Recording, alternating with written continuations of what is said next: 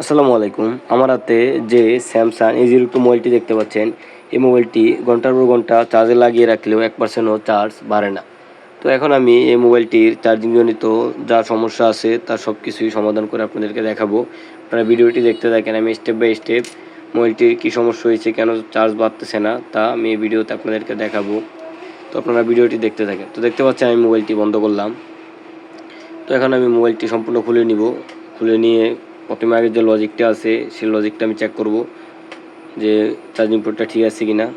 তো আপনারা ভিডিওটি সম্পূর্ণ দেখতে থাকেন। আমার এই ভিডিওগুলো দেখে যদি নতুন টেকনিশিয়ান ভাইরা মোবাইল সার্ভিসিংয়ের কাজ শিখতে পারেন, তাহলে অবশ্যই আমার ভিডিওতে একটি লাইক, একটি কমেন্ট এবং একটি শেয়ার করবেন। তো আপনারা দেখতে পাচ্ছেন যে মোবাইলটির ব্যাকসাইডটি খুলে নিতেছি। তো আপনারা ঠিক এভাবেই ধীরে সুস্থে ব্যাকসেল খুলবেন। মোবাইল সার্ভিসিং কাজ কখনও তাড়াহুড়ো করবেন না, কারণ একটু অসাবধানতা হলেই মোবাইল ব্যাকসেল বা বিভিন্ন ডিসপ্লে বা অন্যান্য পার্টসপাতি ভেঙে যাওয়ার সম্ভাবনা থাকে। তো আপনারা দেখতে পাচ্ছেন যে আমি কীভাবে সতর্কতার সহিত ব্যাকসেলটি খুলে নিতেছি। তো আপনারাও ঠিক এভাবে আস্তে আস্তে ব্যাকসেলটি খুলে নেবেন। তো আপনারা দেখতে পারলেন যে আমার ব্যাকসেলটি খোলা শেষ হয়ে গেছে। এখন আমি মোবাইলের যতগুলো স্ক্রু রয়েছে সেই স্ক্রুগুলো আমি খুলব। তো তার আগে দেখতে পাচ্ছি এই মোবাইলটিতে লজিক থেকে মেন মাদারবোর্ডে একটি চার্জিংয়ের একটি লাইন টানা হয়েছে, মনে হচ্ছে একটি ডায়োডও ব্যবহার করা হয়েছে। তো এখন আমি দেখব যে ডায়োডটি কেন ব্যবহার করা হয়েছে। সব কিছু মেপে আমি আপনাদেরকে ভিডিওতে দেখাবো। আপনারা ভিডিওটি সম্পূর্ণ দেখতে থাকেন। তো একটি ডায়োড মূলত ব্যবহার করা হয় যদি যে ফ্লাক্স রেমনটা রয়েছে সেই নিচের রেমনটা যদি লজিক থেকে যদি মেন মাদারবোর্ডে চার্জিং ভোল্টেজ না আনতে পারে, তাহলে কিছু টেকনিশিয়ান ভাই এই জাম্পারটা টেনে দেয় লজিকের 5 ভোল্ট থেকে মাদারবোর্ডের বিভাস ভোল্টেজের লাইনটা টেনে দেয়। তো এটা কেন টানছে এখন আমি দেখব লাইনগুলো মেপে। তো আপনারা দেখতে পারতেছেন যে আমি মোবাইলটি উপরের মাদারবোর্ডের যে প্লাস্টিকটি সেটি খুলে নিলাম। এখন লজিকের যে প্লাস্টিকটি রয়েছে সেটি আমি খুলে নিতেছি। আগে আমি প্রথমত চার্জিং পোর্টটি দেখব। একটি মোবাইলের আপনাদের কাছে চার্জিংজনিত সমস্যা আসে, অবশ্যই আগে দেখবেন যে চার্জিং পোর্টটা ঠিক আছে কিনা। চার্জিং পোর্টে কোনো ময়লা আছে যদি থাকে, তাহলে প্রথম স্টেপে আপনারা আগে চার্জিং পোর্টটি পরিবর্তন করবেন। কারণ আমাদের কাছে অনেক চার্জিংজনিত সমস্যা আসে সোলো চার্জিং সমস্যা বা বিভিন্ন আদার্স অনেক সমস্যা আসে, যেগুলো শুধু চার্জিং পোর্টটা চেঞ্জ করলে প্রাথমিক অবস্থায় হয়ে যায়। তো দেখতে পারতেছেন যে এখন আমি দেখব যে এটির চার্জিং পোর্টটার কী অবস্থা। তো দেখতে পারতেছেন যে আমি লজিকটি খুলে নিলাম। এখন 5 ভোল্টের যে লাইনটি টানছে সেই লাইনটি আমি জ্বালাইটা খুলে নিতেছি। তো আপনারা ভিডিওটি দেখতে থাকেন। আমি ভিডিওতে সম্পূর্ণই আলোচনা করব চার্জিং সমস্যা কীভাবে সমাধান করবেন। তো দেখতে পারতেছেন যে এই মোবাইলটির চার্জিং পোর্টটির অবস্থা এতটাও ভালো না, মানে জং ধরে আছে, দেখা যাচ্ছে অনেক পুরাতন হয়ে আছে, মনে হচ্ছে অনেক দিন পরিবর্তন করা হয় নাই। তো দেখতে পাচ্ছেন, তো আমি এখন আগে প্রথম অবস্থায় চার্জিং পোর্টটি চেঞ্জ করব। আপনারা ভিডিওটি সম্পূর্ণ দেখতে থাকেন। তো চার্জিং পোর্টটি চেঞ্জ করার জন্য আগে পিসিবি স্ট্যান্ড নিয়ে নেবেন। তো আপনারা এমন একটা পিসিবি স্ট্যান্ড নেবেন। পিসিবি স্ট্যান্ড নেওয়ার পর চার্জিং পোর্টটি পরিবর্তন করবেন। তো দেখতে পাচ্ছেন যে আমি চার্জিং পোর্টটি পরিবর্তন করলাম। আপনারা সবাই পারেন চার্জিং পোর্ট পরিবর্তন করতে।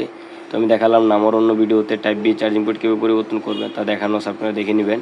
তো আমি চার্জিং পোর্টটি পরিবর্তন করে নিলাম। এখন আমি ভোল্টেজ মাপবো, লজিকের কানেক্টরে ভোল্টেজ মাপবো। আমি দেখতে পাচ্ছেন 5.25 ভোল্ট, তার মানে এখন লজিকটি 100% ওকে রয়েছে। তো এখন আমি এই লজিকটি আবারও মেপে আপনাদেরকে দেখাচ্ছি। দেখতে পাচ্ছেন যে ভোল্টেজটি ঠিক আছে কি না আপনারা দেখেন। আমি ভালোভাবে দৌড়ে তারপর দেখাচ্ছি, আপনারা ভিডিওটি দেখতে থাকেন। দেখতে পাচ্ছেন 5.25 ভোল্ট রয়েছে, তার মানে আমাদের চার্জিং পোর্টটি লাগানো হয়েছে এবং লজিকটিও সম্পূর্ণ ওকে রয়েছে। তো এখন আমি কানেক্টরে দেখবো যে চার্জ হয় কি না, আর 6 ভোল্টে কত এম্পিয়ার টানে। আপনারা ভিডিওটি সম্পূর্ণ দেখতে থাকেন। এখন আমি এই লজিকটি কানেক্ট করলাম।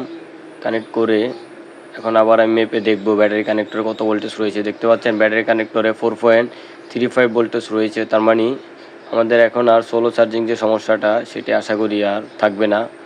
দেখতে পাচ্ছেন একটি ব্যাটারি কানেক্টরে 3.7 থেকে যদি 4.2 ভোল্ট থাকে, তার মানে ওকে রয়েছে। আর এটাতে যেহেতু একটি ডায়োডও ব্যবহার করা আছে আগে থেকেই, তার মানে হয়েছে। এখন আমি আবার যে রেবনটা রয়েছে সেই রেবনও মেপে দেখলাম। দেখতে পাচ্ছেন রেবনও 5.25 ভোল্ট রয়েছে, তার মানে আমাদের লজিক রেবন সব কিছু ওকে রয়েছে। তো এখন আমাদের এই সমস্যাটি সমাধান হয়ে গিয়েছে। এখন মনে হচ্ছে আর সোলো চার্জিং সমস্যাটি নেই। তাও আমি মোবাইলটি এখন চার্জে লাগাবো, লাগিয়ে দেখব কত এম্পিয়ার টানতেছে। তো আপনারা ভিডিওটি দেখতে থাকেন। আমি এখন আবার যে জাম্পারটা টানা হয়েছে সে জাম্পারটা আবার আমি ঝালাই করে দিতেছি। ডায়োডের থেকে যে জাম্পারটা টানা হয়েছে, হয়তো এটা মোবাইল স্লো চার্জিংয়ের কারণে টানা হয়েছে, আমি আবার ওই লাইনটাও টেনে দিতেছি যাতে মোবাইল আর চার্জিং জনিত সমস্যা যেন না হয়। এমনিতেই ঠিক হয়েছে, তাও আবার আমি ঠিক করে দিতেছি। আপনারা ভিডিওটি সম্পূর্ণ দেখবেন। আপনাদের কাছে এমন যদি সমস্যা আসে তাহলে এভাবেই সমাধান করবেন। আর আমার ইউটিউব চ্যানেলের ভিডিওগুলো যদি আপনাদের কাছে ভালো লেগে থাকে তাহলে অবশ্যই আমার ভিডিওতে একটি লাইক, একটি কমেন্ট এবং একটি শেয়ার করবেন। দেখতে পারতেছেন মোবাইলটি আমি চার্জে লাগিয়েছি। এখন আমি দেখব যে মোবাইলটি চার্জ হয় কি না। আপনারা ভিডিওটি দেখতে থাকেন। দেখতে পাচ্ছেন মোবাইলটি কিন্তু চার্জ হচ্ছে, চার্জের আইকন আসছে। মোবাইলটি দেখব এখন পার্সেন্টেজ দেখায় কিনা। দেখতে পাচ্ছেন মোবাইলটিতে 99% চার্জ দেখাচ্ছে, তার মানে আমাদের মোবাইলটি সম্পূর্ণ ওকে হয়ে গেছে। ধন্যবাদ।